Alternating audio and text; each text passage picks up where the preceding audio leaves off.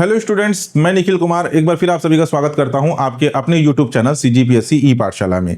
CGPSC ई पाठशाला में आज का हमारा टॉपिक है छत्तीसगढ़ बजट 2026-27।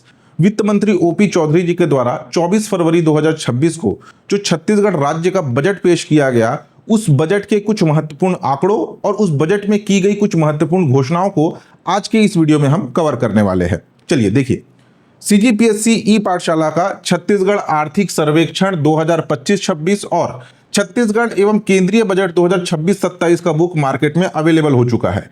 इस बुक को आप इन शहरों के बुक डिपो में जाकर के ले सकते हैं। यहाँ पे शहरों के नाम, बुक डिपो के नाम, उनके कॉन्टैक्ट नंबर दिए गए हैं। साथ ही साथ आप हमारे mobile app CG books cart में भी जाकर के हमारे आर्थिक सर्वेक्षण और बजट के बुक को ऑनलाइन ऑर्डर कर घरों में फ्री होम डिलीवरी सर्विस के माध्यम से भी मंगा सकते हैं। एक और अनाउंसमेंट है आप लोगों के लिए, सीजीपीएससी ई पाठशाला के द्वारा हर साल की तरह इस साल भी छत्तीसगढ़ सामान्य अध्ययन का ऑनलाइन बैच शुरू किया जा रहा है, जो कि सीजीपीएससी प्री और व्यापम को टारगेट करते हुए यह बैच बनाया गया है। क्लासेस स्टार्ट होगी 15 अप्रैल 2026 से, यानी कि नेक्स्ट मंथ से।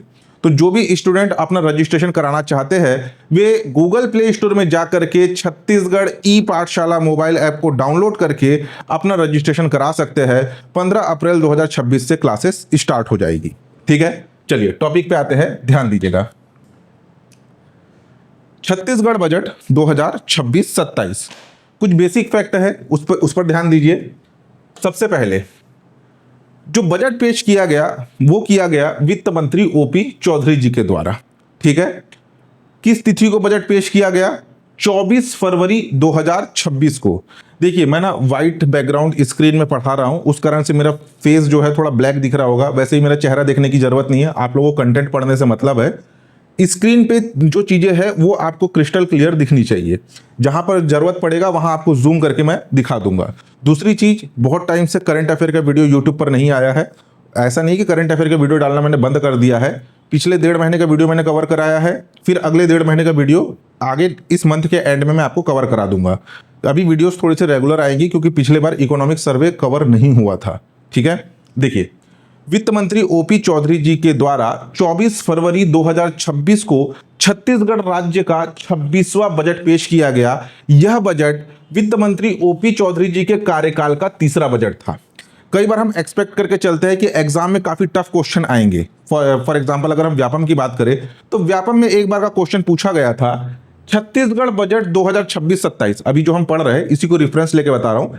छत्तीसगढ़ बजट 2026-27 किसके द्वारा पेश किया गया? मुख्यमंत्री विष्णुदेव साय जी के द्वारा, डॉक्टर रमन सिंह के द्वारा, ओपी चौधरी जी के द्वारा। तो देखिए, हम सोच के चलते काफी आपका कथन आधारित प्रश्न आएगा, आंकड़ों से क्वेश्चन आएंगे, लेकिन कई बार बेसिक क्वेश्चन भी पूछता है। छत्तीसगढ़ बजट 2026-27 किस तिथि को विधानसभा में पेश किया गया? तो 24 फरवरी 2026 को। छत्तीसगढ़ के बजट का आकार क्या था? तो छत्तीसगढ़ के बजट का आकार था 1,72,000 करोड़ रुपए। ये बेसिक क्वेश्चन है और ये इसमें गलती नहीं होना चाहिए। कथन आधारित प्रश्न पूछ सकता है कि छत्तीसगढ़ का बजट वित्त मंत्री ओपी चौधरी जी के द्वारा पेश किया गया। सेकंड कथन, यह बजट 24 फरवरी 2026 को पेश किया गया था। छत्तीसगढ़ बजट 2026-27 का आकार 1,72,000 करोड़, इसको गलत कर देगा, 1,85,000 करोड़ कर देगा। यह छत्तीसगढ़ का 26वां बजट था। ऐसे स्टेटमेंट बेसिस क्वेश्चन भी बन सकते हैं। तो देखिए, वित्त मंत्री ओपी चौधरी जी के द्वारा 24 फरवरी 2026 को छत्तीसगढ़ राज्य का 26वां बजट पेश किया गया, जो कि उनके कार्यकाल का तीसरा बजट था और इस बजट का आकार था 1,72,000 करोड़ रुपए। यह छत्तीसगढ़ राज्य का अब तक का सबसे बड़ा बजट है आकार के आधार पर। प्रश्न पूछा जाएगा, छत्तीसगढ़ बजट 2026-27 का थीम क्या था? तो थीम था संकल्प। ठीक है, ये छत्तीसगढ़ बजट का थीम था, आगे हम देखेंगे। और इस थीम से भी ना अलग अलग प्रकार से क्वेश्चन आता है। पहला बेसिक क्वेश्चन तो यही पूछेगा कि छत्तीसगढ़ बजट 2026-27 का थीम क्या था? तो संकल्प। ठीक, नेक्स्ट देखिए आगे। ये छत्तीसगढ़ का प्रति व्यक्ति आय है। देखिए, छत्तीसगढ़ के प्रति व्यक्ति आय में साल दर साल वृद्धि हो रही है। कई बार यही प्रश्न पूछता है कि छत्तीसगढ़ के प्रति व्यक्ति आय में वृद्धि या कमी किस प्रकार से है? स्थिर है, घट रही है, बढ़ रही है, ठीक है, या आंकड़े अपर्याप्त है, ऐसे टाइप का आएगा। तो छत्तीसगढ़ के प्रति व्यक्ति आय में लगातार वृद्धि हो रही है। अभी कितना है 2025-26 के लिए अनुमानित प्रति व्यक्ति आय, वो है आपका 1,79,244, ठीक है, 1,79,244 रुपीज छत्तीसगढ़ का प्रति व्यक्ति आय है, ठीक है। और अगर हम भागीदारी की बात करें, ये देखिए जितने भी आंकड़े हैं ना, ये प्रचलित कीमत पर है। आगे हम जब छत्तीसगढ़ आर्थिक सर्वेक्षण पढ़ेंगे, उसके अध्याय 3 में स्थिर कीमत क्या होता है, प्रचलित कीमत क्या होता है, वो सारा मैं आपको अच्छे से एक्सप्लेन करूंगा। अभी जो आंकड़े हैं ये प्रचलित कीमत पर है। जैसे कि प्रचलित कीमत पर आपका कृषि क्षेत्र की जो भागीदारी है वो है 20.6%, 20.6%। उद्योग क्षेत्र की भागीदारी है 46.6%, और आपका सेवा क्षेत्र की भागीदारी है 32.8%, ठीक। कृषि क्षेत्र, उद्योग क्षेत्र, सेवा क्षेत्र। अब यहां पर इंपॉर्टेंट है ये जो आपका सर्कल बना हुआ है ना, इस सर्कल को अपने माइंड में एकदम अच्छे से याद करके रखिएगा, क्योंकि पिछले 2 सालों से ना क्वेश्चन कुछ आपके छत्तीसगढ़ बजट के थीम से आ रहा है। जैसे कि पिछले साल के बजट का थीम था गति का बजट, ठीक है, उससे पहले का था आपका ज्ञान का बजट। तो अब उसमें जी का क्या मतलब होता है, गति के बजट में ए का क्या मतलब है, टी का क्या मतलब है, आई का क्या मतलब है, ऐसे क्वेश्चन एग्जाम में आए हुए हैं। तो जो संकल्प का बजट है, उस संकल्प, देखिए स्पेलिंग क्या है संकल्प का, SANKALP, संकल्प का बजट। और इसमें हर एक इंग्लिश लेटर का अपना एक मायना है, ठीक है। प्रश्न पूछा जाएगा छत्तीसगढ़ बजट 2026-27 में संकल्प के थीम पर आधारित था, उसमें एस का मतलब क्या है या एस का अर्थ क्या है। एस का अर्थ है समावेशी विकास, एस समावेशी विकास, ए अधोसंरचना, एन निवेश, के कुशल मानव संसाधन, ए अंत्योदय, एल लाइवलीहुड, पी पॉलिसी से परिणाम तक। पूरा याद होना चाहिए, ठीक है। 7 आपके वर्ड है, 7 लेटर है इसमें इंग्लिश के। एस से समावेशी विकास, ए से अधोसंरचना, देखो याद रख लेना, एस से समावेशी विकास 2 ए है, ए से अधोसंरचना 1 ए से है आपका अंत्योदय, एन से निवेश, ठीक है। बजट का अर्थ क्या है, निवेश। हम जो है इसमें आय व्यय निवेश यही सारी चीजें पढ़ते हैं, बजट में विकास पढ़ते हैं, वृद्धि पढ़ते हैं। तो इसे एकदम रटना मत, कुछ बेसिक चीजें हैं। बजट का मतलब विकास, आय व्यय निवेश, इंफ्रास्ट्रक्चर, अधोसंरचना, अंत्योदय, गरीबी, ये सारी चीजों के बारे में हम बजट या आर्थिक सर्वेक्षण में पढ़ते हैं। तो एस से समावेशी विकास, ए से अधोसंरचना, एन से निवेश, के से कुशल मानव संसाधन, ए से अंत्योदय, एल से लाइवलीहुड और एक पी से पॉलिसी से परिणाम तक। 110% किसी न किसी एक एग्जाम में इससे क्वेश्चन आएगा, क्योंकि पिछले 2 सालों से क्वेश्चन पूछा जा रहा है कि छत्तीसगढ़ बजट 2026-27 संकल्प के बजट में एन का क्या अर्थ है। एन का अर्थ क्या है, निवेश, ठीक। नेक्स्ट देखिए, नेक्स्ट है आर्थिक विकास दर। यहां पर वित्तीय वर्ष 2025-26 यानी कि पिछले वित्तीय वर्ष में छत्तीसगढ़ और आपका भारत, इसका विकास दर को कंपैरिजन करते हुए यहां पे टेबल बताया गया है। अगर हम बात करें आर्थिक विकास दर या फिर आपका जीडीपी ग्रोथ रेट की बात करें, तो छत्तीसगढ़ का था आपका 8.11%, जबकि भारत का रहा 7.4%, यानी कि छत्तीसगढ़ का आर्थिक विकास दर भारत से ज्यादा रहा, ठीक है। औद्योगिक कृषि विकास दर की बात करें तो कृषि क्षेत्र में वित्तीय वर्ष 2025-26 में 7.49%, 7.49% की वृद्धि दर्ज की गई, जबकि भारत का रहा 3.1%, 3.1%। यहां पर भी छत्तीसगढ़ में कृषि विकास दर ज्यादा है भारत से।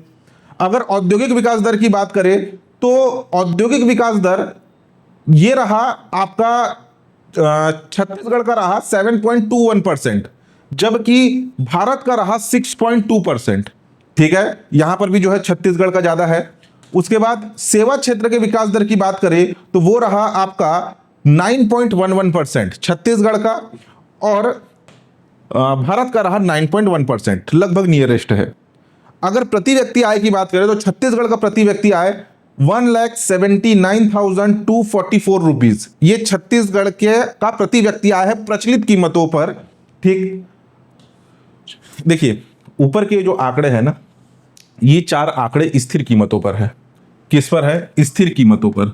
स्थिर कीमत का मतलब क्या होता है, स्थिर कीमत या स्थिर भाव का मतलब होता है जिसमें हम आधार वर्ष 2011-12 को रेफरेंस लेकर के इसका कैलकुलेशन करते हैं। आगे अध्याय 3 आर्थिक सर्वेक्षण में और डिटेल बताऊंगा। जबकि जो प्रचलित कीमत है ये वर्तमान बाजार मूल्य पर आधारित होता है।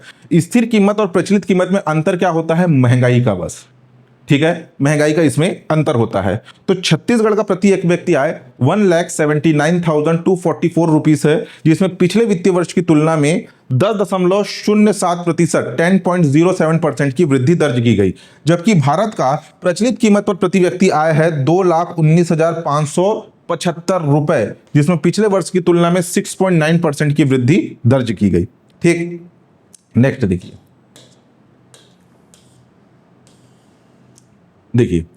अब यहां पर एक ग्राफ दिया गया है जिसे बताया गया है कि सरकार के पास रुपया कहां कहां से आता है और कहां कहां रुपया जाता है। सबसे पहले सरकार, देखिए बजट का मतलब क्या होता है? सरकार के आय और व्यय के लेखा जोखा को हम बजट कहते हैं।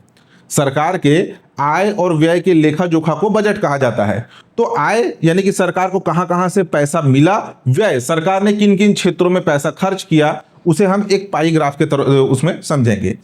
तो देखिए, सरकार को जो है सर्वाधिक जो सरकार की आय हुई वो है राज्य के स्वयं के कर राजस्व में। कर राजस्व दो प्रकार के होते हैं, एक तो केंद्र का योगदान और दूसरा होता है राज्य के स्वयं का कर राजस्व। तो राज्य के स्वयं के कर राजस्व से, स्वयं के टैक्स रेवेन्यू से सरकार को कुल इनकम का 30% मिला। ठीक है, कुल इनकम का 30% राज्य के स्वयं कर राजस्व से मिला। 29% केंद्रीय करों में राज्य का हिस्सा, जैसे कि जीएसटी में राज्य का हिस्सा, वैसे ही केंद्रीय करों में राज्य का हिस्सा वो रहा 29%।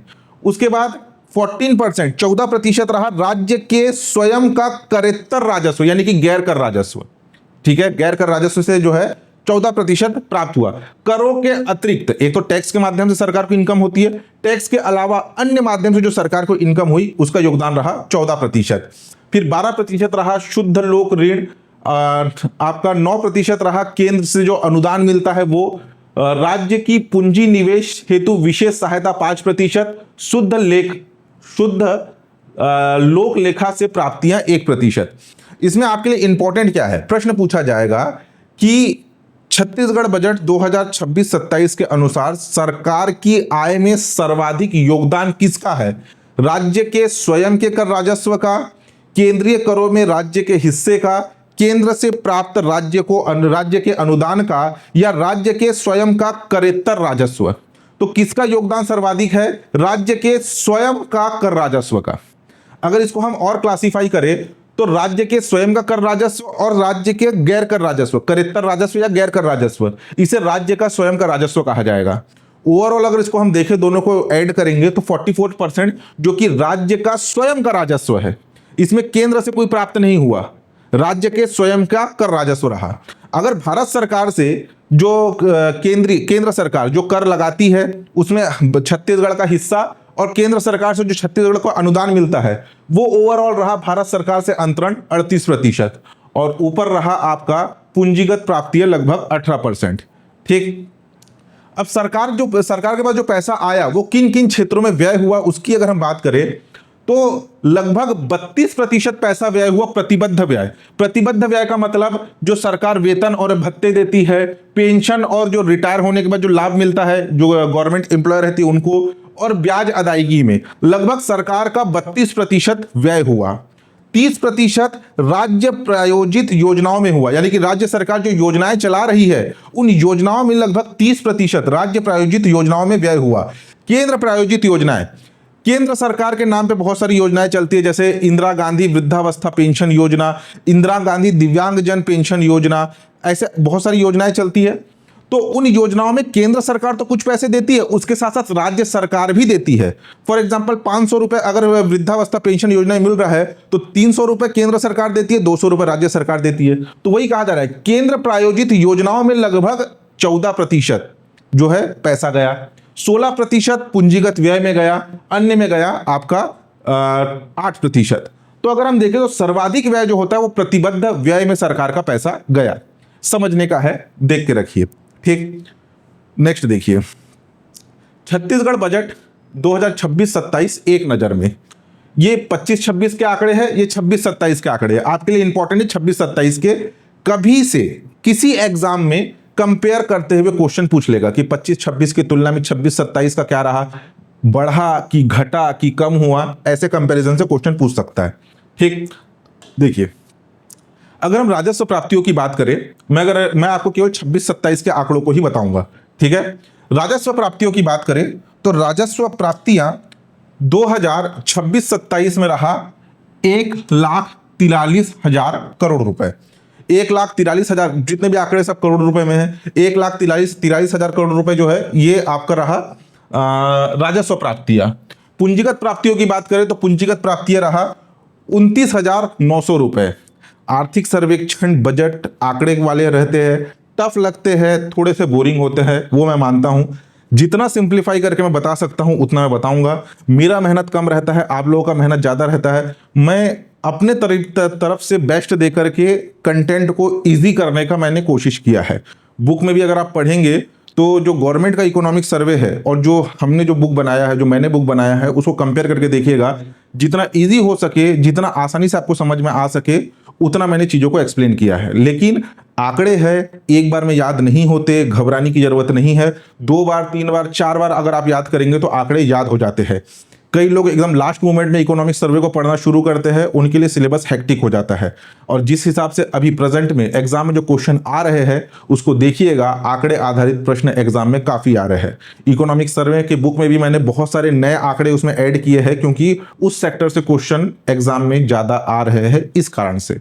ठीक है, पूंजीगत प्राप्तियां कितना रहा 2026-27 के लिए 29,900 करोड़ रुपए। कुल प्राप्तियां रहा, अगर हम ये दोनों को ऐड कर देंगे तो 1,72,000 करोड़ रुपए, और यही 1,72,000 करोड़ रुपए छत्तीसगढ़ के बजट का आकार है। अब राजस्व व्यय की बात करें तो 1,45,000 करोड़ रुपए। पूंजीगत व्यय की बात करें तो ये रहा 26,500 करोड़ रुपए। ऋण एवं अग्रिम रहा 500 करोड़ रुपए।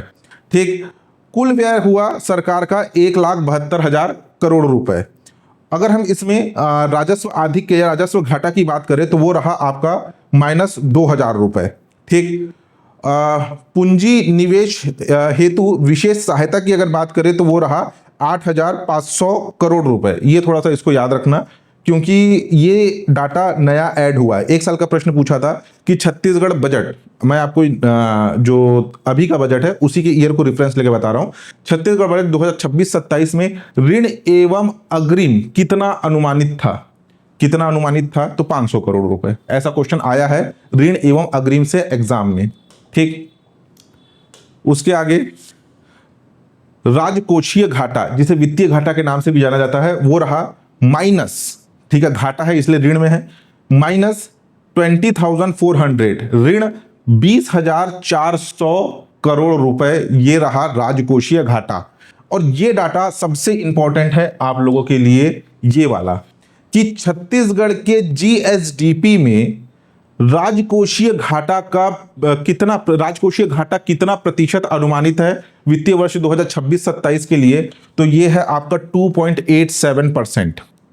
इससे एग्जाम में क्वेश्चन आता ही है कि वित्तीय वर्ष 2026-27 के लिए या छत्तीसगढ़ बजट 2026-27 में राजकोषीय घाटा, जीएसडीपी में राजकोषीय घाटा का कितना प्रतिशत अनुमानित है? तो 2.87%। 2025-26 में था 2.91%। ठीक, इसको अच्छे से याद करना, ये इंपॉर्टेंट है। अब नेक्स्ट देखिए, प्रमुख विभागों के प्रावधान, यानी कि किस किस विभाग को कितना कितना राशि बजट अलॉट हुआ। बजट का लगभग 70% हिस्सा इन सभी विभागों को अलॉट हुआ है। यहां पे आप जो भी विभाग देख रहे हैं, जैसे कि कृषि क्षेत्र, खाद्य एवं नागरिक आपूर्ति, महिला एवं बाल विकास विभाग, लोक निर्माण विभाग, ऊर्जा विभाग, आपका पंचायत एवं ग्रामीण विकास विभाग, स्कूली शिक्षा विभाग, लोक स्वास्थ्य यांत्रिकी, गृह विभाग और लोक स्वास्थ्य विभाग, इन विभागों को बजट का लगभग 70% हिस्सा अलॉट हुआ है। प्रश्न पूछा जाएगा कि छत्तीसगढ़ के प्रमुख विभागों को छत्तीसगढ़ के बजट का कितना प्रतिशत हिस्सा अलॉट हुआ है या आवंटित हुआ है? तो 70%। ठीक, जिसमें से सर्वाधिक हिस्सा या सर्वाधिक जो आपका राशि आवंटित की गई है वो है स्कूल शिक्षा विभाग को। एग्जाम में प्रश्न आया हुआ है कि छत्तीसगढ़ बजट 2026-27 में स्कूल शिक्षा विभाग को कितनी राशि आवंटित की गई है? तो 22,360 करोड़ रुपए। देखो प्रीवियस ईयर में क्वेश्चन आया है, उसको मैं अभी के बजट के आंकड़ों के आधार पर मॉडिफाई करके क्वेश्चन बता रहा हूं। क्वेश्चन आया हुआ है स्कूल शिक्षा विभाग को कितनी बजट की राशि आवंटित हुई करके, तो छत्तीसगढ़ बजट 2026-27 में स्कूल शिक्षा विभाग को कितनी राशि आवंटित हुई है, तो वो है 22,360 करोड़ रुपए। और 22,360 करोड़ रुपए के साथ ये स्कूल शिक्षा विभाग को सर्वाधिक राशि आवंटित हुई है। ठीक है, याद रखना मैक्सिमम राशि मिला है, सर्वाधिक है इसका। सर्वाधिक जो राशि है वो स्कूल शिक्षा विभाग को मिला है। कितना परसेंट? 13%। ठीक, उसके बाद अगर सेकंड नंबर पर हम देखें तो सेकंड नंबर पर है 9.6% के साथ पंचायत एवं ग्रामीण विकास विभाग को 16,560 करोड़ रुपए। थर्ड नंबर पर है आपका 7.9% के साथ कृषि विभाग। छत्तीसगढ़ ग्रामीण अर्थव्यवस्था है, एक तो एजुकेशन पे ध्यान दे रहे हैं, दूसरा आपके गांव और तीसरा कृषि। स्कूल, गांव, कृषि। स्कूल को 22,360 करोड़ रुपए, पंचायत एवं ग्रामीण विकास को 16,560 करोड़ रुपए और आपका कृषि को 13,507 करोड़ रुपए की राशि आवंटित की गई है कृषि विभाग को। कृषि विभाग को, ठीक, यहां विभागों की बात हो रही है, क्षेत्र की बात नहीं हो रही है। उसके बाद 7.5% अलॉट किया गया खाद्य एवं नागरिक आपूर्ति 12,830 करोड़ रुपए। 6.4% हिस्सा आवंटित हुआ महिला एवं बाल विकास को 11,000 करोड़ रुपए। 5.5% अलॉट किया गया लोक निर्माण को 9,451 करोड़ रुपए। 5.2% अलॉट किया गया है ऊर्जा क्षेत्र में, इलेक्ट्रिसिटी 9,015 करोड़ रुपए। 5% अलॉट हुआ है लोक स्वास्थ्य में 8,050 करोड़ रुपए और गृह क्षेत्र में हुआ है या गृह विभाग को अलॉट हुआ है 4.9% 8,380 करोड़ रुपए और 3.5% अलॉट हुआ है लोक स्वास्थ्य यांत्रिकी को 3,890 करोड़ रुपए। कौन कौन से डाटा इंपॉर्टेंट है जिसको याद रखना बता रहा हूं। एक तो स्कूल शिक्षा, दूसरा पंचायत एवं ग्रामीण विकास, तीसरा कृषि, चौथा महिला एवं बाल विकास। इन चार के आंकड़े को तो याद रखना। और स्कूली शिक्षा वाले से एग्जाम में क्वेश्चन आया हुआ है, पंचायत और कृषि से भी एग्जाम में क्वेश्चन पूछ सकता है। ठीक है, नेक्स्ट देखिए। 17 योजना को 58,390 करोड़ रुपए खर्च हो रहे हैं। छत्तीसगढ़ में कुछ योजनाएं चल रही है, उनमें से 17 योजना ऐसे है जिसमें 58,390 करोड़ रुपए खर्च होने वाले हैं। इंपॉर्टेंट है, इसमें जो डायग्राम में जितना भी दिया गया है ना, उसको एकदम अच्छे से पढ़ना। क्या लिखा है? छत्तीसगढ़ के कुल बजट का आकार है 1,72,000 करोड़ रुपए, हम पहले देख चुके हैं, जिसमें से 58,390 करोड़ रुपए अर्थात 34%, अगर एग्जैक्ट बात करें तो 33.94%, 17 बड़ी योजनाओं में खर्च होगा।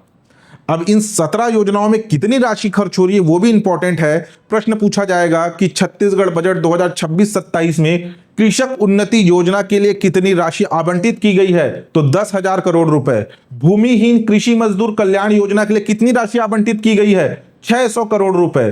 धान खरीदी के लिए कितनी राशि आवंटित की गई है, 6,000 करोड़ रुपए। पीएम जनमन योजना के लिए कितनी राशि आवंटित की गई है, 720 करोड़ रुपए।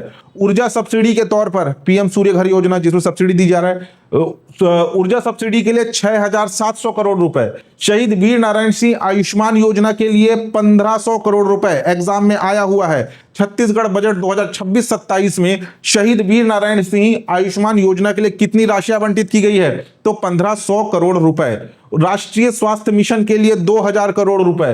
पीएम आवास योजना शहरी, एक ग्रामीण होता है, यहां बात हो रहा है शहरी का, 825 करोड़ रुपए। जल जीवन मिशन के लिए 3,000 करोड़ रुपए। पीएम आवास योजना ग्रामीण के लिए देखिए शहरी के लिए 825, ग्रामीण के लिए 4,000 करोड़ रुपए। समग्र शिक्षा अभियान के लिए 1,500 करोड़ रुपए। प्रधानमंत्री ग्राम सड़क योजना के लिए 1,725 करोड़ रुपए। महतारी वंदन योजना जिसमें महिलाओं को 1,000 रुपए प्रति माह मिलता है, 8,200 करोड़ रुपए। विकसित भारत जी राम जी जो कि मनरेगा का रिप्लेसमेंट है, उसके लिए 4,000 करोड़ रुपए। मुख्यमंत्री खाद्यान्न सहायता के लिए 6,500 करोड़ रुपए। प्रधानमंत्री फसल बीमा योजना के लिए 820 करोड़ रुपए और मुख्यमंत्री समग्र विकास योजना के लिए 300 करोड़ रुपए। 110% गारंटी है कि ये जो आपका डायग्राम है, इससे एक ना एक क्वेश्चन एग्जाम में आएगा, साल भर होने वाले किसी ना किसी एग्जाम में। प्रीवियस ईयर पूछा गया था, 2 योजनाओं का नाम दिया था, छत्तीसगढ़ बजट 2026-27 में, चलो मैं पिछले साल के क्वेश्चन की बात कर रहा हूं। प्रश्न पूछा गया था कि छत्तीसगढ़ बजट 2025-26 में पीएम जनमन योजना और एक मुख्यमंत्री नगरोत्थान योजना, इससे क्वेश्चन आया था। इसमें कितनी राशि आवंटित की गई? वैसे दो योजनाओं को दे देगा कि कृषक उन्नति योजना और महतारी वंदन योजना को छत्तीसगढ़ बजट 2026-27 में कितनी राशि आवंटित की गई? 10,000 करोड़, 8,200 करोड़। दूसरा ऑप्शन देगा 9,000 करोड़, 3,200 करोड़। ऐसे चार ऑप्शन देगा। तो इसमें से जो इंपॉर्टेंट है, जैसे कि कृषक उन्नति योजना 10,000 करोड़ याद होना चाहिए। महतारी वंदन योजना छत्तीसगढ़ का एक बहुत बड़ी योजना है, कितना? 8,200 करोड़। विकसित भारत जी राम जी नया टॉपिक है, कितना करोड़? 4,000 करोड़, इसमें ये याद होना चाहिए। इसके अलावा शहीद वीर नारायण सिंह कितना है आपका? 1,500 करोड़। पीएम जनमन कितना? 720 करोड़। ये ऐसे टॉपिक है जिससे क्वेश्चन पूछे जाने की संभावना है। ठीक है, कृषक उन्नति योजना, पीएम जनमन, शहीद वीर नारायण सिंह स्वास्थ्य योजना, आपका पीएम आवास योजना ग्रामीण, महतारी वंदन योजना, विकसित भारत जी राम जी योजना और मुख्यमंत्री समग्र विकास योजना। इसका तो कम से कम याद रखना। आगे बजट में जो भी याद करेंगे वो अलग चीज है, लेकिन ये वाला जो डायग्राम है ना, इसको एकदम अच्छे से याद करके रखना, इससे एग्जाम में क्वेश्चन पूछा जाएगा। ठीक। दूसरा, महिला एवं बाल विकास विभाग बजट सबसे अधिक बढ़ा है, यानी कि पिछले वर्ष के कंपैरिजन में इस वर्ष देखें हम तो जो महिला और बाल विकास विभाग का जो बजट है वो पिछले वर्ष की तुलना में इस साल सबसे ज्यादा बढ़ा है। महिला एवं बाल विकास विभाग, उद्योग एवं व्यापार, उच्च शिक्षा, इलेक्ट्रिक, यहाँ पे अलग अलग जो है विभागों के नाम दिए गए हैं, जिसमें से महिला एवं बाल विकास विभाग, जिसमें 2025-26 में 8,245 था, अभी हो गया है ये 11,000 करोड़ रुपए। इसमें 33% की वृद्धि दर्ज की गई है। प्रश्न पूछा जाएगा निम्नलिखित में से किस विभाग में पिछले वर्ष की तुलना में सर्वाधिक जो है या सबसे उसका जो बजट है सबसे अधिक बढ़ा है? तो महिला एवं बाल विकास विभाग का। कितना परसेंट? 33%। महिला एवं बाल विकास विभाग का बजट पिछले वर्ष की तुलना में कितना प्रतिशत बढ़ा? 33% बढ़ा। क्वेश्चन थोड़ा सा डीप में जाके एग्जाम में पूछा जा रहा है, बाकी नहीं पढ़ेंगे चलेगा, ये कंपैरिजन के लिए है। लेकिन महिला एवं बाल विकास विभाग का 11,000 करोड़ रुपए, जो कि पिछले वर्ष की तुलना में 33% बढ़ा है। ठीक। अब देखिए कुछ योजना है, आगे हम और डिटेलिंग करेंगे। जैसे कि एक नवीनतम योजना ला रही है सरकार, रानी दुर्गावती योजना, जिसमें बच्चियों को 18 साल होने पर 1.5 लाख रुपए एक मुश्त राशि प्रदान की जाएगी। दूसरा, नए मेडिकल इंफ्रास्ट्रक्चर बनाए जा रहे हैं। कहां कहां पर? एक है आपका कुनकुरी, दूसरा दंतेवाड़ा, तीसरा मनेंद्रगढ़। इन तीन जगहों पर जो है आपके मेडिकल कॉलेज बनाया जा रहा है और एक होम्योपैथिक कॉलेज बनाया जा रहा है आपके नवा रायपुर में। आगे उसको भी हम देखेंगे। नक्सल प्रभावित क्षेत्र में एजुकेशन सिटी बनेगा, जिसके लिए 100 करोड़ रुपए आवंटित किया जा रहा है। महतारी सदन, ग्रामीण महिलाओं के लिए 250 नए महतारी सदन की घोषणा की गई है, जिसके लिए 75 करोड़ का बजट आवंटित है। इंपॉर्टेंट याद रखना, छत्तीसगढ़ बजट 2026-27 में कितने महतारी सदन खोले जाने की घोषणा की गई है ग्रामीण महिलाओं के लिए? 250। कितनी राशि आवंटित की गई है? 75 करोड़ रुपए। शहीद वीरनारायण सिंह आयुष्मान योजना के लिए 5 लाख तक मुफ्त इलाज सरकारी एवं निजी अस्पताल दोनों में ये योजना लागू है। 1,500 करोड़ रुपए का ऐलान। औद्योगिक विकास के लिए प्रदेश में, इसको याद रखना, 23 नए औद्योगिक पार्क स्थापित होंगे। ये घोषणा किया गया है किसमें? छत्तीसगढ़ बजट 2026-27 में। प्रश्न पूछा जाएगा छत्तीसगढ़ बजट 2026-27 में प्रदेश में कुल कितने नए औद्योगिक पार्क स्थापित किए जाने की घोषणा की गई है? 23 नए औद्योगिक पार्क स्थापित किए जाने की घोषणा की गई है, जिसके लिए 250 करोड़ रुपए आवंटित है। मुख्यमंत्री के नाम पर 5 योजनाएं या 5 मिशन चलाएगी प्रदेश सरकार। अभी केवल मिशन के नाम याद रखिए, बाद में जैसे जैसे समय पे सरकार इसको शुरू करेगी उसका हमको डिटेलिंग पता चलेगा। एक है मुख्यमंत्री AI mission, artificial intelligence mission, मुख्यमंत्री खेल उत्कर्ष मिशन, मुख्यमंत्री पर्यटन विकास मिशन, मुख्यमंत्री अधोसंरचना मिशन, मुख्यमंत्री स्टार्टअप और निपुण। ये निपुण का मतलब क्या है आगे हम देखेंगे। एआई मिशन जो कि युवाओं के कौशल विकास, एआई आधारित स्टार्टअप को बढ़ावा देगा। सीएम खेल उत्कर्ष मिशन, खेल प्रतिभाओं की पहचान, प्रशिक्षण, आधुनिक अधोसंरचना उपलब्ध कराना इसका उद्देश्य होगा। आगे आने वाले समय में जब ये लागू होगा ना, तो इसके उद्घाटन की तिथि, इसके लागू होने की तिथि, इसकी पात्रता, इसमें इसका उद्देश्य, इसकी योजना, इसका लक्ष्य, इसका आवंटित बजटीय राशि सब पढ़ेंगे। अभी केवल घोषणा हुआ है। पर्यटन विकास, मिशन पर्यटन स्थलों को थीम आधारित सर्किटों का विकास किया जाएगा। सीएम अधोसंरचना, मिशन आधारभूत संरचना के लिए मौजूदा एवं आवश्यक अधोसंरचना परियोजना का रोड मैप तैयार करना। सीएम स्टार्टअप एवं निपुण, युवाओं को जॉब सीकर यानी कि जॉब ढूंढने वालों से जॉब क्रिएटर, जॉब देने वाले बनाने हेतु तकनीकी वित्तीय संस्थागत सहयोग देगा ये मिशन। ठीक है, नेक्स्ट देखिए, राज्य का स्वयं का राजस्व। जैसे हमने पहले देखा था, राज्य का जो है दो प्रकार से राजस्व होता है, एक तो करों के माध्यम से प्राप्त होता है और दूसरा करेत्तर राजस्व यानी कि गैर कर राजस्व कहा जाता है। तो 77,000 राज्य की राजस्व प्राप्तियां रही। ठीक है, राज्य की राजस्व प्राप्तियां कितनी थी? 77,000 करोड़ रुपए। इंपॉर्टेंट है, याद रखना ना, यहां पे केवल मैंने 77,000 लिखा है, इसको करोड़ करना ना, यहां शायद मैंने इसको अलग से स्पेस के कारण यहाँ पे करोड़ लिखा नहीं है। 77,000 करोड़ रुपए जो है ये राज्य का स्वयं का कर राजस्व रहा। अब 77,000 करोड़ में से 70% कर राजस्व के रूप में प्राप्त हुआ और 30% जो है ये कर भिन्न राजस्व या गैर कर राजस्व या करेत्तर राजस्व के नाम से इसे जाना जाता है। तो 70% जो करों से प्राप्त हुआ, जैसे कि जीएसटी में राज्य सरकार का जो हिस्सा हो गया, आबकारी कर, ऊर्जा पे टैक्स लगता है, स्टाम्प एवं पंजीयन, परिवहन और भू राजस्व कर, तो 24,000 रुपए सर्वाधिक, 24,000 रुपए ये जीएसटी से प्राप्त होने का अनुमान है। 12,000 करोड़ रुपए ये आबकारी क्षेत्र से, 6,500 करोड़ रुपए ऊर्जा क्षेत्र से, स्टाम्प एवं पंजीयन से 4,500 करोड़ रुपए, परिवहन से 3,500 करोड़ रुपए, भू राजस्व से 1,000। तो सर्वाधिक किससे प्राप्त होने का अनुमान है? जीएसटी से। 52,000 करोड़ रुपए कर राजस्व है। 77,000 करोड़ रुपए में से 52,000 करोड़ रुपए कर राजस्व अनुमानित है 2026-27 के लिए, जिसमें सबसे बड़ा हिस्सा जीएसटी का है।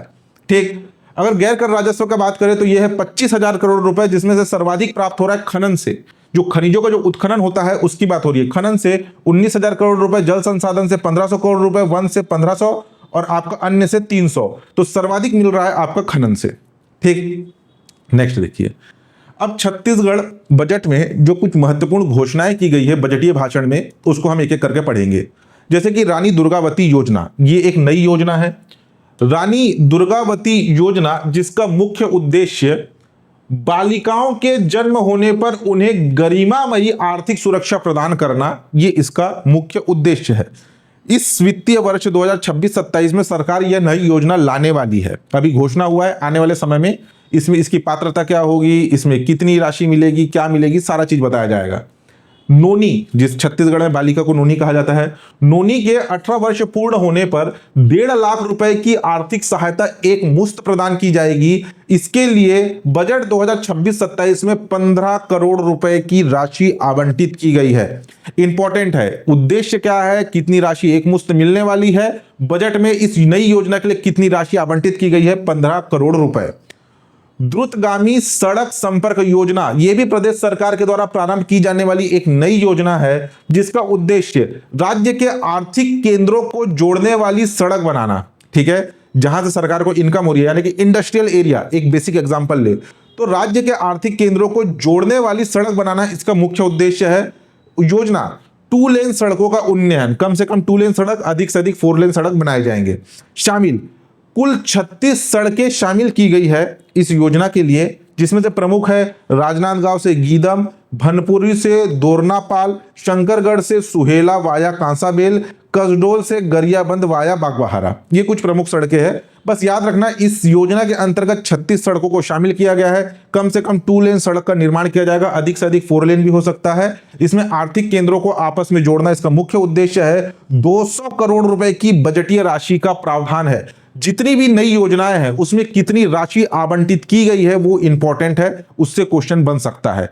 आपका रानी दुर्गावती योजना, जिसमें 15 करोड़ रुपए, द्रुतगामी सड़क संपर्क योजना, आर्थिक केंद्रों को आपस में जोड़ने वाली सड़क बनाना, जिसमें 200 करोड़ रुपए की राशि आवंटित की गई है बजट में और 36 सड़कों को शामिल किया गया है। ठीक, नेक्स्ट देखिए, नेक्स्ट है सीजीएस। ये एक नई योजना प्रदेश सरकार लाएगी। सीजीएस, इसका फुल फॉर्म क्या है? सीजी का मतलब छत्तीसगढ़, ए से असिस्टेंस फॉर कॉम्पिटिटिव एग्जाम, ये सीजीएस का फुल फॉर्म है। एग्जाम में 110% इससे क्वेश्चन आएगा। सीजीएस, देखो आप बोलोगे कि इतना गारंटी के साथ क्यों बोला जा रहा है, क्योंकि जब कोई नई योजना आती है ना, उससे क्वेश्चन पूछे जाने की संभावना बढ़ जाती है। एक तो फुल फॉर्म से आएगा या तो किसी से, कई बार क्या होता है कि उस साल के एग्जाम में ना होकर के उसके नेक्स्ट ईयर के एग्जाम में क्वेश्चन आता है, लेकिन क्वेश्चन आता है, बजट से क्वेश्चन आता है। पिछले साल के बजट से अभी ये जनवरी फरवरी के एग्जाम तक क्वेश्चन आए हैं, ठीक है। जो बजट पिछले साल के फरवरी में पेश किया गया था वो इस साल के फरवरी तक होने वाले एग्जाम में उससे क्वेश्चन आए हैं, तो इंपॉर्टेंट है, ठीक है। साल भर में आप तो देख ही रहे, कैलेंडर आ चुका है, जो एग्जाम होंगे अगर उसमें इकोनॉमिक सर्वे से क्वेश्चन पूछा जाना हुआ, जैसे कि मैंने अभी देखा है, या तो इकोनॉमिक सर्वे से बजट कथन आधारित प्रश्न आ रहा है, और दूसरा बजट में विभागों को आवंटित की गई राशि, योजना में कितनी राशि आवंटित हुई, ठीक है, जो आपका नई योजना शुरू हो रही है उसके लिए कितनी राशि आवंटित की जाने वाली है, ये ऐसे टाइप के क्वेश्चन पूछे जा रहे हैं। तो CGS Chhattisgarh assistance for competitive exam, नाम से स्पष्ट है, कॉम्पिटेटिव एग्जाम यानी कि प्रतियोगी परीक्षाएं, प्रतियोगित परीक्षाओं की तैयारी में आर्थिक सहायता हेतु ये नई योजना प्रदेश सरकार लाने वाली है। इसके 3 प्रमुख घटक है, कौन कौन से? सीजीएस के 3 प्रमुख घटक कौन कौन से पूछा जाएगा, तो उड़ान, शिखर और मंजिल। उड़ान, शिखर और मंजिल, ये सीजीएस के 3 प्रमुख घटक है। प्रश्न पूछा जाएगा, छत्तीसगढ़ बजट 2026-27 में घोषित सीजीएस नवीनतम योजना में 3 प्रमुख घटक में कौन सा एक शामिल नहीं है? उड़ान, शिखर, मंजिल, और एक आदि दे देगा प्रतिभा, ठीक है। तो कौन सा शामिल नहीं है? प्रतिभा शामिल नहीं है, उड़ान, शिखर, मंजिल शामिल है। उड़ान जो कि नीट, जेईई, क्लेट परीक्षाओं के लिए है, शिखर जो कि यूपीएससी, सीजीपीएससी परीक्षाओं के लिए है, मंजिल जो कि रेलवे, बैंकिंग, एसएससी के लिए है। इसमें 33 करोड़ रुपए की राशि का बजट में प्रावधान किया गया है। नेक्स्ट है छत्तीसगढ़ आस्था पथ शक्तिपीठ भ्रमण योजना, मुख्य जो पिछले साल के बजट में शक्तिपीठ योजना लाया गया था, जिसमें 5 जो माँ दुर्गा है उनके 5 प्रमुख स्थान या माता के 5 प्रमुख स्थानों का चयन किया गया था। अब उन चयनित स्थानों का भ्रमण के लिए नई योजना लाया गया है, छत्तीसगढ़ आस्था पथ, या इसको शक्तिपीठ भ्रमण योजना के नाम से भी जाना जाएगा। उद्देश्य धार्मिक पर्यटन को बढ़ावा देना है। इसमें 5 शक्तिपीठों का भ्रमण या दर्शन कराया जाएगा। माँ बमलेश्वरी मंदिर जो कि डोंगरगढ़ राजनांदगांव में है, माँ महामाया मंदिर जो कि रतनपुर बिलासपुर में है, माँ दंतेश्वरी मंदिर जो कि दंतेवाड़ा जिला में है, कुदुरगढ़ी माता मंदिर जिसे बागेश्वरी माता के नाम से जाना जाता है जो कि कुदुरगढ़ सूरजपुर में है, माँ चंद्रहासिनी माता मंदिर जो कि चंद्रपुर शक्ति जिले में है। इस भ्रमण योजना के लिए 5 करोड़ रुपए की राशि का प्रावधान किया गया है। विशेष इन 5 शक्तिपीठों को शक्तिपीठ सर्किट के रूप में भी विकसित किया जाएगा, जैसे कि थीम आधारित सर्किट बनाए जाते हैं ना, तो इन शक्तिपीठों में भ्रमण के लिए एक रूट पे या तो कोई बस चलाई जाएगी या तो ट्रेन के माध्यम से कनेक्टिविटी, तो एक जो है शक्तिपीठ सर्किट भी विकसित किया जाएगा, कहा गया है। लखपति दीदी भ्रमण योजना, ये एक नवीनतम योजना है जिस सरकार ने इसकी घोषणा की है। लखपति दीदी योजना जो कि केंद्र सरकार की योजना है, जिसमें सरकार जो है महिला सशक्तिकरण के माध्यम से महिलाओं को लखपति यानी कि आर्थिक रूप से संपन्न बना रही है। अब उस लखपति दीदी योजना के नाम से लखपति दीदी भ्रमण योजना लाया गया है। अब ये क्या है? लखपति दीदियों को, जो केंद्र सरकार की योजना थी लखपति दीदियों के लिए देश प्रदेश के विभिन्न व्यावसायिक एवं आर्थिक केंद्रों का भ्रमण कराना। व्यावसायिक केंद्र और आर्थिक केंद्र यानी कि जगह जगह पे कोई प्लांट है, कोई फैक्ट्री है, कोई इंफ्रास्ट्रक्चर है, वहां पे विजिट कराया जाएगा।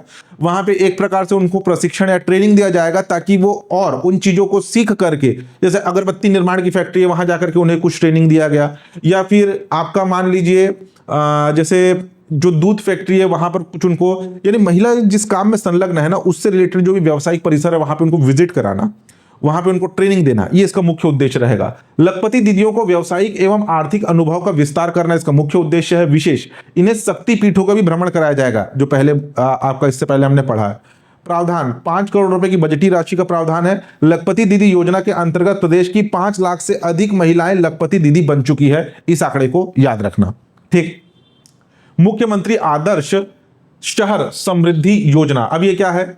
मुख्यमंत्री आदर्श शहर समृद्धि योजना जो कि पूर्ववर्ती योजना मुख्यमंत्री नगरोत्थान के तर्ज पर प्रारंभ किया गया है। पिछले साल नगरोत्थान योजना से एग्जाम में प्रश्न आया हुआ है। नगरोत्थान योजना जो कि नगर निगम के विकास से संबंधित था। नगरीय निकाय में नगर निगम होता है, नगर पालिका होता है, नगर पंचायत होता है, नगर पालिका परिषद और नगर पंचायत।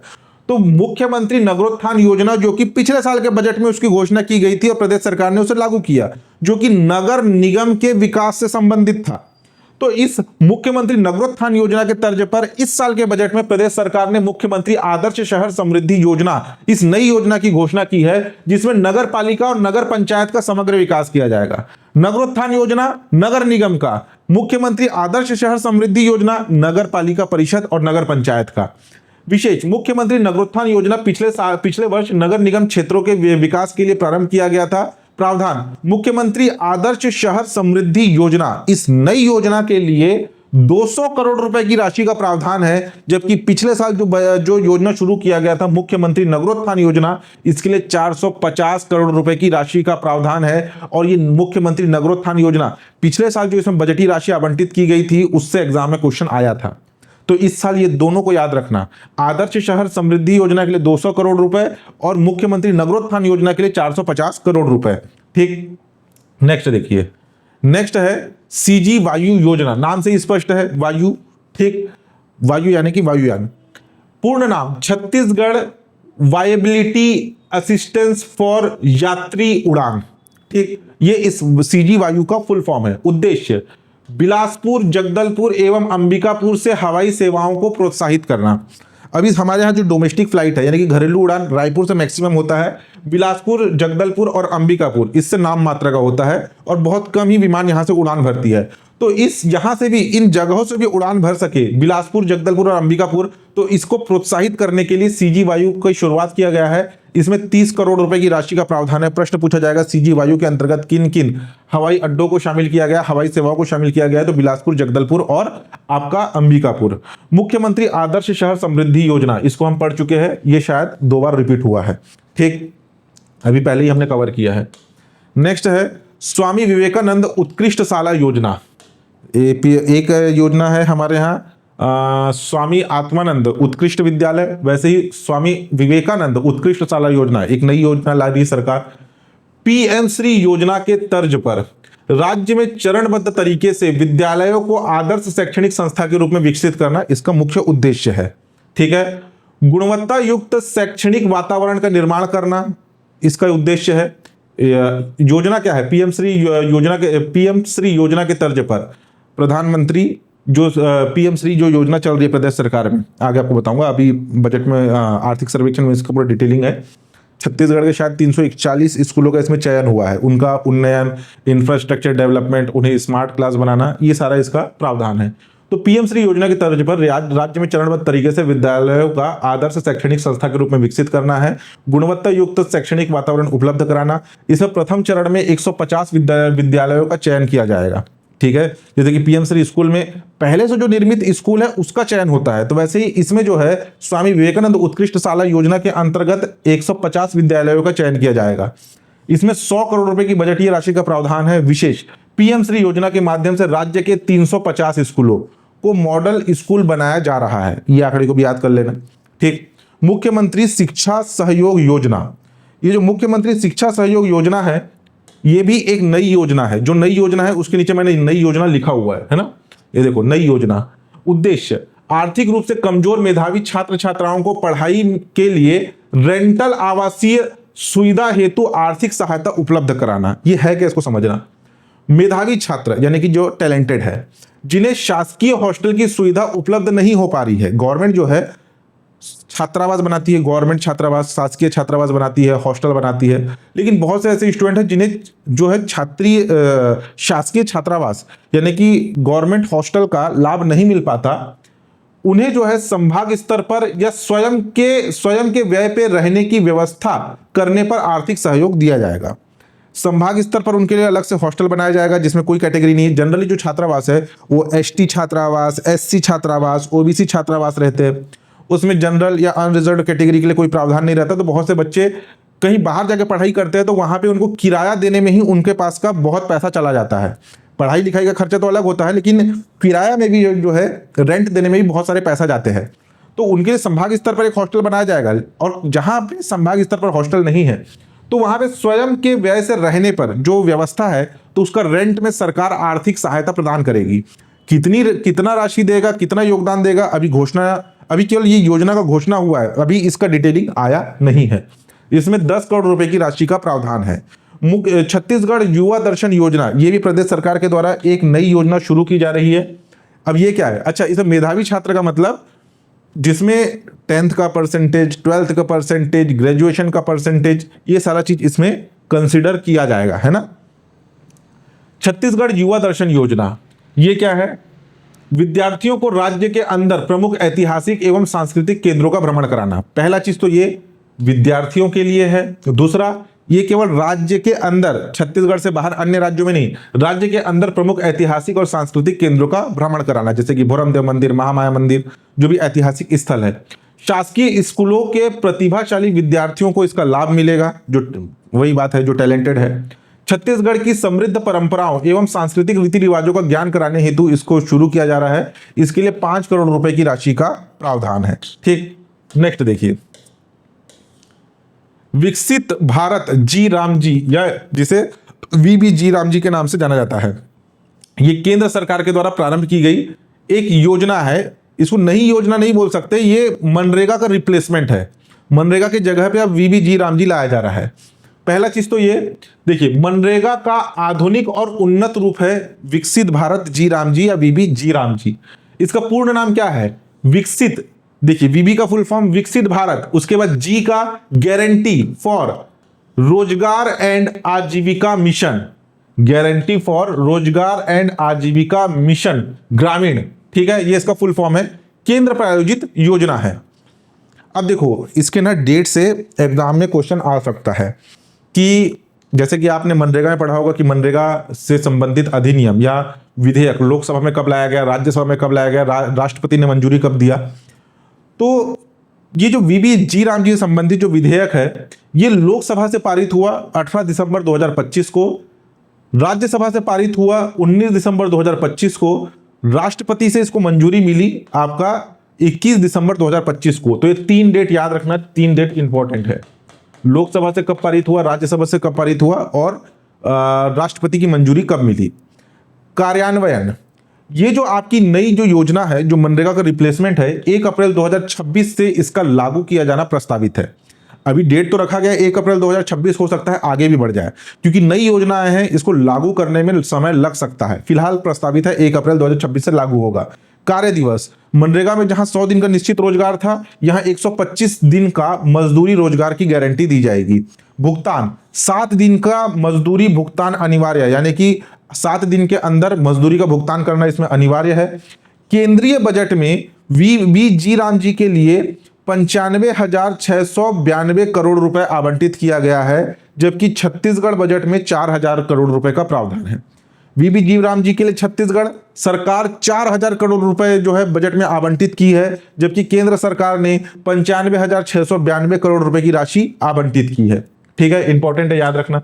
नेक्स्ट देखिए, सीकासार कोडार जलाशय लिंग परियोजना, छत्तीसगढ़ की पहली नदी जोड़ों पर परियोजना जो कि बड़े स्तर पर है, जिसमें गरियाबंद के सीकासार जलाशय को महासमुंद के कोडार एवं केशवा जलाशय से जोड़ना है। इसका मुख्य ये परियोजना का उद्देश्य।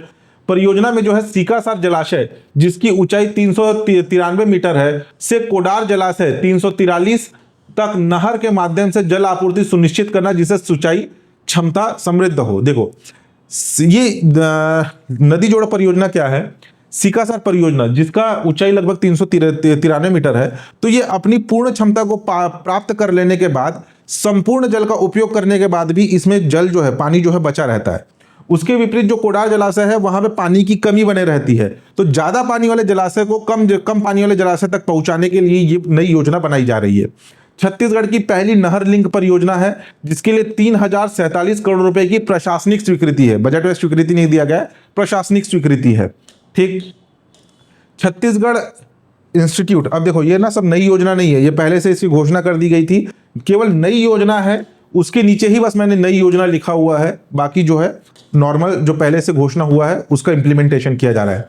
छत्तीसगढ़ इंस्टीट्यूट ऑफ टेक्नोलॉजी, पिछले साल के बजट में इसका घोषणा किया गया था। CGIT, जैसे कि IIT होता है, इंडियन इंस्टीट्यूट ऑफ टेक्नोलॉजी, उसके तर्ज पर प्रदेश सरकार बना रही है CGIT, Chhattisgarh institute of technology. तो अब तक हमारे प्रदेश के 4 जगहों पर CGIT की शुरुआत हो चुकी है, जगदलपुर, जशपुर, कवर्धा और रायगढ़ में। इन 4 संस्थानों में कुल 660 सीटों पर दाखिला भी हो चुका है। जगदलपुर में 120 सीट, कवर्धा, जशपुर और रायगढ़ में 180 सीटें हैं। लक्ष्य, प्रदेश के 11 लोकसभा क्षेत्र में सीजीआईटी बनाए जाएंगे, ये लक्ष्य है। 3 नए सीजीआईटी इस साल के बजट में प्रस्तावित है। रायपुर, बिलासपुर और दुर्ग हेतु बजट में प्रावधान किया गया है। 4 शहरों में ऑलरेडी स्थापित हो चुके हैं, जगदलपुर, जशपुर, कवर्धा और रायगढ़। 11 लोकसभा क्षेत्रों में स्थापित किए जाने की योजना है। इस साल के बजट में रायपुर, बिलासपुर और दुर्ग 3 प्रमुख शहरों में सीजीआईटी स्थापित किए जाएंगे।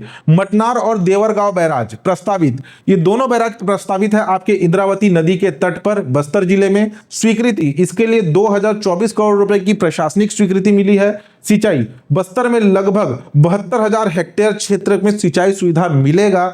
विशेष बैराज निर्माण हेतु 68 किलोमीटर का नहर भी स्वीकृत किया गया है। तो मटनार और देवरगांव बैराज किस नदी पर प्रस्तावित है? तो इंद्रावती नदी पर प्रस्तावित है। नेक्स्ट देखिए, दीनदयाल उपाध्याय भूमिहीन कृषि मजदूर योजना। ये योजना क्या है, हर बार मैं बताता हूं। भूमिहीन खेतीहर मजदूर, जैसे कि बहुत से ऐसे किसान हैं जो कृषि कार्य में संलग्न तो है लेकिन उनके पास स्वयं की कृषि भूमि नहीं है। जैसे कि प्रधानमंत्री कृषि सम्मान निधि योजना, जो कि खुद की कृषि भूमि के ऊपर केंद्र सरकार जो है 2,000 रुपए या 2,000 रुपए क्वार्टरली यानी कि 6,000 रुपए सालाना देती है। 4 महीने में 2,000, 6,000 रुपए सालाना का प्रावधान है।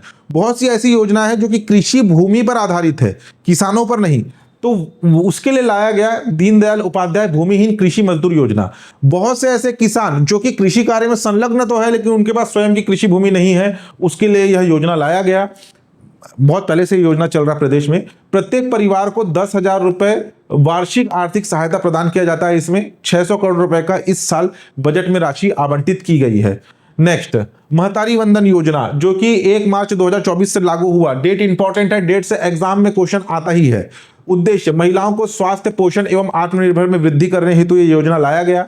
योजना के तहत पात्र महिलाओं को 12,000 रुपए वार्षिक भुगतान किया जाता है। वार्षिक भुगतान 12,000 रुपए, महीना का भुगतान 1,000, 12 महीने टोटल 12,000 वार्षिक। योजना अंतर्गत 70 लाख माता बहनों को अभी तक 24 किस्तों में 14,000 करोड़ रुपए से अधिक की राशि जारी की जा चुकी है। इस साल के बजट में 8,200 करोड़ रुपए की राशि का प्रावधान है। ठीक, नेक्स्ट देखिए, नेक्स्ट है कृषक उन्नति योजना। किसानों को एमएसपी और राज्य घोषित धान खरीदी मूल्य के अंतर की राशि प्रदान करना। केंद्र सरकार ने धान का एक न्यूनतम समर्थन मूल्य पहले से ही जारी करके रखा है। राज्य सरकार किसानों से 3100 रुपए प्रति क्विंटल की दर से धान खरीदी का जो सरकार जो है प्रदेश के किसानों से 3100 रुपए प्रति क्विंटल की दर से धान खरीदती है। तो मान लो 2700 रुपए प्रति क्विंटल, एग्जाम्पल के लिए 2700 रुपए प्रति क्विंटल केंद्र सरकार देती है, 3100 रुपए प्रति क्विंटल राज्य सरकार ने घोषणा किया है। तो जो अतिरिक्त राशि है 400 रुपए, ठीक है, 2700 और 400 रुपए, तो जो 400 रुपए की अतिरिक्त राशि है वो कृषक उन्नति योजना के माध्यम से दिया जाता है। जैसे कि अभी इस साल के वित्तीय वर्ष में धान खरीदी हुआ 2369 रुपए प्रति क्विंटल और ग्रेड ए का था 2389 रुपए प्रति क्विंटल था। तो इसमें जो 3100 रुपए को पूरा करने के लिए जो अतिरिक्त राशि है वो कृषक उन्नति योजना के माध्यम से दिया गया है। 3100 रुपए प्रति क्विंटल की दर से 21 क्विंटल प्रति एकड़ की दर से प्रदेश सरकार जो है भुगतान करती है। विशेष फसल विविधीकरण हेतु प्रोत्साहित करने के लिए दलहन, तिलहन, मक्का, कोदो, कुटकी, रागी और कपास जैसे फसलों को भी कृषक उन्नति योजना में शामिल किया गया है। अभी पीएससी में पूछा गया प्रश्न था, ठीक है, कि कृषक उन्नति योजना के अंतर्गत धान के अतिरिक्त किन फसलों को शामिल किया गया है? दलहन, तिलहन, मक्का, कोदो, कुटकी, रागी, कपास, इन्हें भी शामिल किया गया है। बजट में इस साल 10,000 करोड़ रुपए की राशि का प्रावधान है। ठीक, नेक्स्ट देखिए, तेंदुपत्ता संग्राहक। तेंदुपत्ता संग्राहक, प्रदेश सरकार तेंदुपत्ता संग्राहकों को जो है 5500 रुपए प्रति मानक बोरा तेंदुपत्ता संग्राहकों को देती है। एक मानक बोरा तेंदुपत्ते के एक मानक बोरे में कुल कितने तेंदुपत्ते होते हैं? तो 50,000 तेंदुपत्ते होते हैं। ठीक है, 50,000 तेंदुपत्तों का एक मानक बोरा होता है। एक मानक बोरे पर प्रदेश सरकार 5500 रुपए प्रति मानक बोरा भुगतान करती है। मानक बोरा, एक मानक बोरे में 50,000 तेंदुपत्ते रखे जाते हैं। प्रावधान, तेंदुपत्ते से जुड़े हुए प्रमुख बजटीय राशि जो आवंटित की गई है। तेंदुपत्ता खरीदी हेतु प्रदेश सरकार ने 204 करोड़ रुपए का प्रावधान रखा है। चरण पादुका योजना, यानी कि जो तेंदुपत्ता संग्रहण करने के लिए जो जाते हैं, उनके पैर में नंगे पैर जाते हैं, उसमें कांटे गड़ जाते हैं, तो उनके लिए प्रदेश सरकार जो चप्पल वितरण करती है उसे कहा जाता है चरण पादुका योजना। इसके लिए 60 करोड़ रुपए का प्रावधान है। राजमोहिनी देवी तेंदुपत्ता संग्राहक सामाजिक सुरक्षा योजना, एक प्रकार की बीमा योजना है, के संचालन हेतु 50 करोड़ रुपए की राशि का प्रावधान है। ये तीनों की तीनों राशि आपके तेंदुपत्ता संग्राहकों के लिए है। नियत निल्लानार योजना, जिसकी शुरुआत 15 फरवरी 2024 को हुई थी, ठीक है। नियत निल्लानार, जिसका अर्थ होता है आपका अच्छा गांव। इससे प्रश्न आया था कि नियत निल्लानार का शाब्दिक अर्थ क्या है। इसका शाब्दिक अर्थ है आपका अच्छा गांव। स्थानीय दंडामी बोली में दक्षिण बस्तर में बोले जाने वाली बोली, जिसका अर्थ होता है आपका अच्छा गांव, नियत निल्लानार। योजना के माध्यम से नक्सल प्रभावित गांवों को हितग्राही मूलक योजनाओं से सैचुरेट करने का लक्ष्य रखा गया है। इस साल नियत निल्लानार योजना के अंत में 50 करोड़ रुपए का प्रावधान नियत निल्लानार योजना के अंतर्गत शामिल गांवों के विद्युतीकरण के लिए, इलेक्ट्रिसिटी प्रोवाइड करने के लिए रखा गया है। आलू प्रदर्शन विकास योजना नया है। देखो, उद्देश्य राज्य के उत्तरी पठारी क्षेत्र में, उत्तरी पठारी क्षेत्र यानी कि सरगुजा संभाग साइड की बात हो रही है, आलू की खेती करने वाले किसानों को प्रोत्साहित करने हेतु ये इसे लाया गया है। मैनपाट, शंकरगढ़, कुसमी तथा बगीचा जो है इस आलू प्रदर्शन विकास योजना में शामिल है। कहां पर है ये योजना? उत्तरी पठारी क्षेत्र में, विशेषकर मैनपाट, शंकरगढ़, कुसमी और बगीचा। इन जगहों का नाम याद रखना, हो सकता है जगह से ही प्रश्न आ जाए। Next, home stay policy. पिछले साल प्रदेश सरकार ने लाया था होम स्टे पॉलिसी। जनजाति गांव में पर्यटन की संभावना वाले क्षेत्र में होम स्टे बनाए जाएंगे, जिसमें आदिवासी परिवारों को वित्तीय सहायता होगा। जैसे भी आप किसी पर्यटन स्थल पर घूमने जाते हैं तो वहां आप होटल बुक करते हैं, वहां पे रात का डिनर करते हैं, दोपहर का लंच करते हैं, मॉर्निंग का ब्रेकफास्ट करते हैं और फिर दिन भर पर्यटन क्षेत्रों में घूमते हैं। प्रदेश सरकार होम स्टे पॉलिसी लाया है, जिसमें आप आदिवासी लोगों के घरों में रुकेंगे, वहां पे रुकेंगे, आदिवासियों का बनाया खाना खाएंगे, उनके रीति रिवाजों को समझेंगे, उनके संस्कृति को समझेंगे और अपने टाइम पे बाकी जगह पे पर्यटन क्षेत्र का भ्रमण करेंगे। तो ये है आपका होम स्टे पॉलिसी। ये लागू हुआ है बस्तर और सरगुजा में। इसमें 10 करोड़ रुपए की राशि का प्रावधान है। Next, state capital region, SCR, जैसे कि आपका NCR है, national capital region, Delhi national capital region, जिसमें उत्तर प्रदेश, हरियाणा, इनके जो कुछ क्षेत्र है वो दिल्ली में शामिल है, उसे दिल्ली NCR कहा जाता है। उसके तर्ज पर जो है स्टेट कैपिटल रीजन लाया गया, यानी कि रायपुर जो कि राजधानी है, हमारा कैपिटल है, उसके आसपास के क्षेत्र को थोड़ा सा विस्तार करना। जो अपना राजधानी है उसका क्षेत्र सीमित है, लेकिन राजधानी होने के कारण वहां पर जो है इंडस्ट्री, वहां पर पॉपुलेशन काफी ज्यादा हो गए, तो अब थोड़ा सा उस क्षेत्र का विस्तार किया जा रहा है, उसको नाम दिया गया है स्टेट कैपिटल रीजन। दिल्ली में के नेशनल कैपिटल रीजन NCR के तर्ज पर छत्तीसगढ़ का राज्य राजधानी क्षेत्र विकसित किया जा रहा है। नवा रायपुर, दुर्ग, भिलाई, राजनांदगांव के इलाके इसमें शामिल किए जाएंगे। 68 करोड़ रुपए का प्लानिंग एवं क्रियान्वयन के लिए राशि प्रावधान किया गया है। नेक्स्ट है डेयरी विकास समग्र योजना। डेयरी विकास समग्र योजना, जो कि छत्तीसगढ़ के दुग्ध महासंघ से जुड़ी समितियों को तकनीकी जानकारी एवं प्रशिक्षण दिया जाएगा। उद्देश्य दुग्ध उत्पादन के जरिए किसानों की आय बढ़ाने के लिए इसको शुरू किया गया है। नेशनल डेयरी डेवलपमेंट बोर्ड से समझौता हुआ है। 90 करोड़ रुपए की राशि का प्रावधान है। गुजरात के बनासकांठा के डेयरी मॉडल पर आधारित है मिल्क प्रोसेसिंग सेंटर। इसके अंतर्गत मिल्क प्रोसेसिंग सेंटर बनाए जा रहे हैं जगदलपुर, रायपुर और बिलासपुर में। डेयरी विकास समग्र योजना के अंतर्गत मिल्क प्रोसेसिंग सेंटर किन जगहों पर या किन स्थानों पर प्रस्तावित है? तो रायपुर, बिलासपुर और जगदलपुर। ठीक, 3 नगर निगम है, नाम याद रख लेना। श्री रामलला अयोध्या धाम दर्शन योजना प्रदेश सरकार के द्वारा 10 जनवरी 2024 को कैबिनेट मंजूरी के बाद 5 मार्च 2024 को पहली स्पेशल ट्रेन अयोध्या धाम के लिए रवाना हुई थी। राम मंदिर बना अयोध्या में, उसके बाद ये योजना प्रदेश सरकार ने शुरू किया था। इस योजना के अंतर्गत हर साल 20,000 प्रदेश के निवासियों को अयोध्या धाम का यात्रा और दर्शन कराया जाएगा। इसके अंतर्गत 18 वर्ष से 75 वर्ष आयु वर्ग के छत्तीसगढ़ के निवासी इसके अंतर्गत लाभान्वित होंगे। क्रियान्वयन, इसका छत्तीसगढ़ पर्यटन विभाग द्वारा वित्तीय पोषक छत्तीसगढ़ पर्यटन बोर्ड के द्वारा इसका क्रियान्वयन किया जा रहा है। विशेष, अब तक 42,000 से अधिक श्रद्धालुओं को दर्शन कराया जा चुका है। इस साल 36 करोड़ रुपए की राशि का प्रावधान है इस योजना के लिए। नेक्स्ट, महतारी सदन योजना। महतारी सदन योजना जो कि प्रारंभ हुआ वित्तीय वर्ष 2024-25 में, यानी कि 2 साल पहले के बजट में से लाया गया था। ग्राम पंचायत में ग्रामीण महिलाओं को स्वावलंबी एवं आत्मनिर्भर बनाना तथा आपसी समरसता स्थापित करने, सामायिक कार्यक्रमों में सामूहिक भागीदारी तथा महिला सशक्तिकरण के उद्देश्य से इसकी स्थापना की जा रही है। 250 महतारी सदन बनाने के लिए 75 करोड़ रुपए की राशि का प्रावधान है इस साल के बजट में। ठीक, नेक्स्ट देखिए, अब कुछ अधोसंरचना यानी कि कुछ इंफ्रास्ट्रक्चर डेवलपमेंट की बात कही गई है इस साल के बजट में, प्रस्तावित है। ठीक है, यानी कि बनाया जाएगा। जैसे कि एजुकेशन सिटी डेवलप किया जाएगा अबूझमाड़ और जगरगुंडा क्षेत्र में। प्रश्न पूछा जाएगा छत्तीसगढ़ बजट 2026-27 में एजुकेशन सिटी किन स्थानों पर या किन जगहों पर विकसित किया जाएगा, तो अबूझमाड़ और जगरगुंडा। दूसरा, यूनिटी मॉल क्या है, हस्तकला के लिए यूनिटी मॉल। यहां पे दो बात हो रही है, एक यूनिटी मॉल है और दूसरा ग्लेजिंग यूनिट है। यूनिटी मॉल जो कि हस्तशिल्प, हाथों से कारीगरी, हाथों से निर्मित जो शिल्पकला है उसके लिए बनाया गया है यूनिटी मॉल। माटी शिल्पकला बाजार यानी कि मिट्टी से जो आकृति उकेर करके जो बनाई जाती है, जो कला उकेरी जाती है, उसके लिए है ग्लेजिंग यूनिट। तो यूनिटी मॉल ये बनाया जा रहा है रायपुर में, और ग्लेजिंग यूनिट माटी शिल्पकार बाजार जिसे कहा जाता है, ये है कुनकुरी, जशपुर जिले के कुनकुरी के गोरिया ग्राम में। ठीक, नेक्स्ट है चित्रोत्पला फिल्म सिटी, काफी पहले से हम पढ़ते आ रहे हैं, जो कि नवा रायपुर के मानातुता क्षेत्र में इसकी स्थापना की जाएगी, इसका भूमि पूजन हो चुका है। प्रदेश का पहला होम्योपैथी कॉलेज, जो डॉक्टरी के क्षेत्र में एक एलोपैथी होता है, दूसरा होम्योपैथी होता है, छोटे छोटे साबुदाना टाइप के जो आपके दवा आप खाए होंगे होम्योपैथी डॉक्टर, वो ये होम्योपैथी कॉलेज जो है ये रायपुर में खुलने वाला है। उसके बाद माटिया औद्योगिक क्षेत्र, ये बलौदा बाजार के कसडोल में नया औद्योगिक क्षेत्र मटिया औद्योगिक क्षेत्र स्थापित किया जाएगा। बिरकोनी औद्योगिक क्षेत्र महासमुंद, छाती औद्योगिक क्षेत्र धमतरी, आपका बनगांव बी औद्योगिक क्षेत्र पत्थलगांव जसपुर। इनका याद रखना, कौन कौन सा, माटिया, कसडोल, बिरकोनी, महासमुंद, छाती, धमतरी और बनगांव बी, ये कहां पर, पत्थलगांव जसपुर में स्थापित किया जाएगा।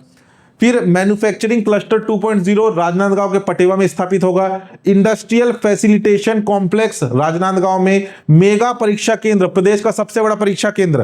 देखो अक्सर क्या होता है कि जो एग्जाम होते हैं तो उसमें एग्जाम सेंटर को लेकर के अक्सर कुछ ना कुछ विवाद होते रहता है। कई जगह जो है आप किसी दूसरे जिले के हैं और किसी दूसरे जिले में जो है आपको सेंटर अलॉट होता है, तो प्रदेश का सबसे बड़ा परीक्षा केंद्र, मेगा परीक्षा केंद्र स्थापित किया जाएगा रायपुर में। प्रवासी मजदूर आवासीय परिसर, जो प्रवासी मजदूर है उनके लिए आवासीय परिसर बनाया जा रहा है नवा रायपुर में। एकीकृत एक्वा पार्क, प्रधानमंत्री मत्स्य संपदा योजना के तहत एकीकृत एक्वा पार्क बनाया जा रहा है हसदेव बांगो जलाशय कोरबा में। ग्लोबल मेडिटेशन सेंटर ये बनाया जा रहा है महानदी रिवर फ्रंट सिरपुर में, महानदी के रिवर फ्रंट के सामने बनाया जाएगा। ट्राइबल एवं कल्चर कन्वेंशन सेंटर ये नवा रायपुर में बनाया जाएगा। डे भवन क्या है, स्वामी विवेकानंद जी ने 1879 के बीच यहां पर निवास में थे। कहां पर, रायपुर में है, आपके रायपुर में बूढ़ापारा के पास है डे भवन। इसको विकसित करने की घोषणा किया गया है इस साल के बजट में। मां कुदुरगढ़ी माता रोपवे, जैसे कि आपका डोंगरगढ़ में जो आप रोपवे के माध्यम से जाते हैं, एक तो सीढ़ी चढ़ के जाते हैं और दूसरा उड़न खटोला या रोपवे के माध्यम से जाते हैं, तो वैसे ही रोपवे बनाया जाएगा आपका कुदुरगढ़ी माता मंदिर सूरजपुर में। तीरंदाजी अकादमी स्थापित किया जा रहा है जशपुर में, और राष्ट्रीय तीरंदाजी अकादमी स्थापित किया जा रहा है नवा रायपुर में। ठीक, स्पोर्ट्स कॉम्प्लेक्स बनाया जा रहा है नवा रायपुर में, और खेल अकादमी स्थापित किया जा रहा है रायपुर बिलासपुर के संचा और रायपुर बिलासपुर में संचालित है और बस्तर में प्रस्तावित है। ठीक, प्रमुख बैराज एवं एनीकट, इन प्रमुख बैराज एवं एनीकट को विकसित किए जाने की घोषणा की गई है। कुछ प्रस्तावित है और कुछ को विकसित और किया जाएगा। जैसे कि मेडकी बैराज, इससे एग्जाम में डायरेक्ट क्वेश्चन आएगा कि मेडकी बैराज किस जिले में प्रस्तावित है, कांकेर में। मट्टीमार का डायवर्जन योजना बीजापुर से संबंधित है। महादेव घाट बैराज बस्तर से। पमशाला एनीकट लिफ्ट इरिगेशन जशपुर में है। सरगवा बैराज अंबिकापुर। गेज डैम उन्नयन बैकुंठपुर, और मोहमेला सिरपुर बैराज जो कि महानदी पर है महासमुंद। इसे भी याद रख लेना। ठीक, नेक्स्ट, अब अन्य महत्वपूर्ण घोषणाएं, जैसे कि हमने पढ़ा आपका एक मिशन निपुण। अरे मिशन निपुण क्या है, हमने यहां पर देखा था मुख्यमंत्री के नाम पर 5 नई योजनाएं जो है शुरू किया जा रहा है, जिसमें से एक था आपका ये सीएम स्टार्टअप एवं निपुण। अब ये निपुण का फुल फॉर्म क्या है या इस निपुण का मतलब क्या है, इसको थोड़ा ध्यान से देखना।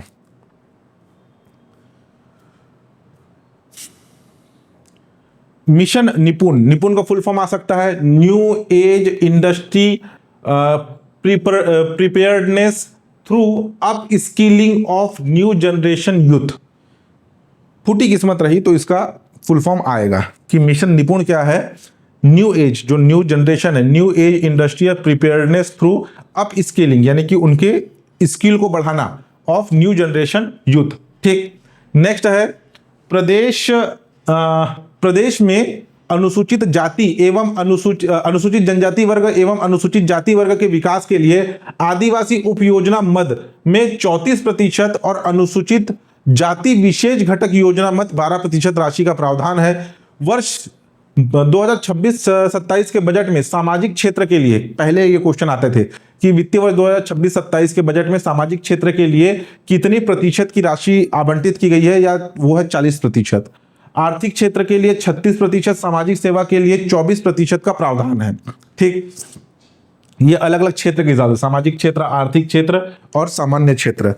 बस्तर में इंटरनेट सेवा के लिए बस्तर नेट परियोजना के तहत 5 करोड़ रुपए का प्रावधान है। प्रश्न हो सकता आ जाए कि बस्तर नेट परियोजना के लिए कितनी राशि आवंटित है, 5 करोड़ रुपए। पीएम सूर्य घर मुफ्त बिजली योजना, जो आपके सोलर पैनल लगाए जा रहे, केंद्र अनुदान के साथ राज्य सरकार अतिरिक्त अनुदान हेतु 400 करोड़ रुपए का भी प्रावधान किया गया है।